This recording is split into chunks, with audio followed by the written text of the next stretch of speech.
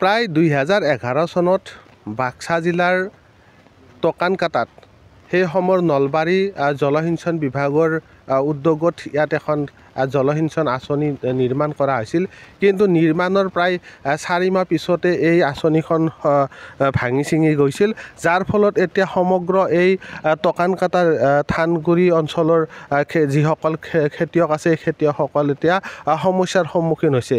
বিশেষকৈ বৰ্তমান সময়ত যি খৰাং পৰিস্থিতি, এই খৰাং পৰিস্থিতিত এই অঞ্চলৰ ৰাইজে পানীৰ অভাৱত এতিয়া মূৰে কপালে হাত দিব লগা হৈছে। কাৰণ প্ৰায় শ বিঘা মাটি এতিয়া এই জলসিঞ্চন আঁচনিখন এনেধৰণে থকাৰ ফলত এই খৰাং পৰিস্থিতিৰ বাবে এতিয়া এই অঞ্চল পৰিত্যক্ত অৱস্থাত থাকিব লগা হৈছে।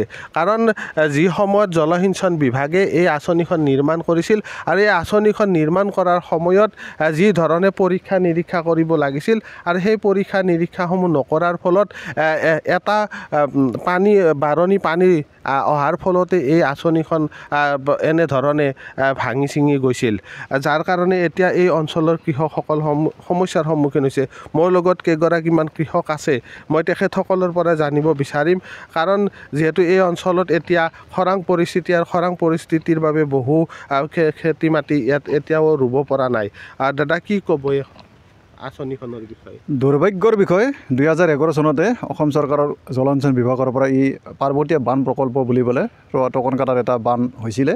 এই বানটো হোৱাৰ আৰম্ভ হোৱাৰ 4 মাহৰ পিছতে এই এটা বানপানী অহাৰ লগে লগে এইটো ভাঙি ছিঙি চুৰমাৰ হৈ যায়, যাৰ বিনিময়ত আমাৰ এই অঞ্চলৰ যিবিলাক খেতিয়ক ৰাইজ, এই খেতিয়ক ৰাইজে ইয়াৰ পৰা পানীৰ যিখিনি আশা কৰিছিল সেই পানীখিনি আজি নোপোৱাৰ কাৰণে আজি খেতিয়কবিলাকৰ অৱস্থা দেখাই পাইছে আপোনালোকে, যে যিখিনি অৱস্থা যে মূৰে কপালে হাত দিয়াৰ যিখিনি অৱস্থা হৈছে আৰু খেতিয়কবিলাকে খেতি কৰিব পৰা নাই। ইয়াত এই আঁচনিখনৰ নিৰ্মাণ সময়ত কোন ঠিকাদাৰ আছিল আৰু কিমান টকা আবণ্টন দিয়া হৈছিল?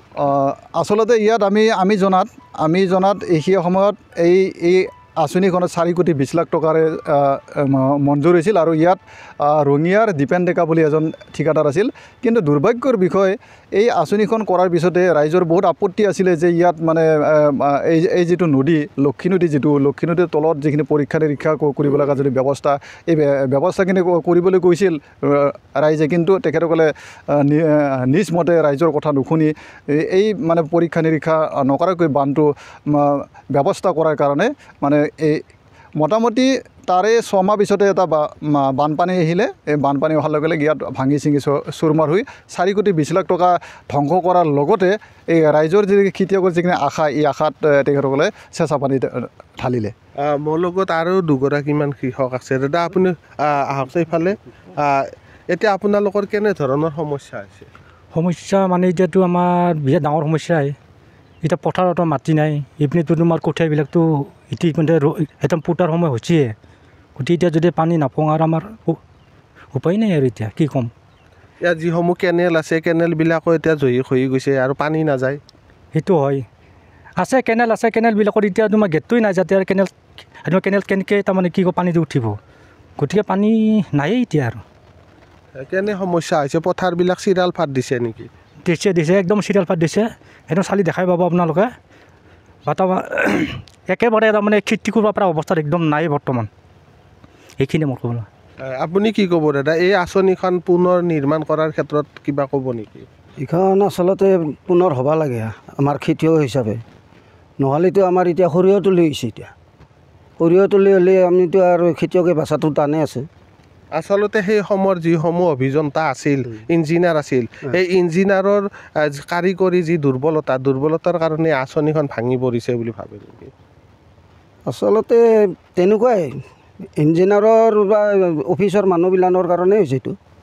আপোনাৰ তলত যেতিয়া বৰিং নকৰিলা, সেইকাৰণে ভাঙিছে বস্তুটো। আমাৰ পাব্লিকক বহুতখিনি ভুগা খোৱালে। হয় আজি এই অঞ্চলৰ ৰাইজে এতিয়া যিহেতু ভুগিব লগা হৈছে এটুপি পানীৰ বাবে কিয়নো এই আঁচনিখন এনেধৰণে ভাঙি চিঙি পৰিত্যক্ত হৈ থকাৰ ফলত যিসমূহ পথাৰ আছে এই পথাৰসমূহত এতিয়া পানী নাই আৰু এই সময়ত বহুদিন ধৰি যিহেতু বৰষুণো নাই আৰু এই অঞ্চলৰ ৰাইজে এতিয়া বৰষুণৰ পানীৰ ওপৰতে নিৰ্ভৰ কৰি খেতি বাতি কৰিব লগা হৈছে আৰু সেয়ে ৰাইজে এই যিখন ভাঙি চিঙি যোৱা জলসিঞ্চন আঁচনি আছে এই আঁচনিখন পুনৰ নিৰ্মাণ কৰি এই অঞ্চলৰ কৃষকসকলক সকাহ দিবলৈ বিভাগীয় কৰ্তৃপক্ষক তেখেতসকলে দাবী জনাইছে আপুনি বিচৰা বাতৰি পাব কেৱল নিউজ 18 এপত নিউজ 18 এপ ডাউনলোড কৰিবলৈ স্কেন কৰক এই QR কোড গুগল প্লে ষ্টৰতো পাব এই নিউজ 18 এপ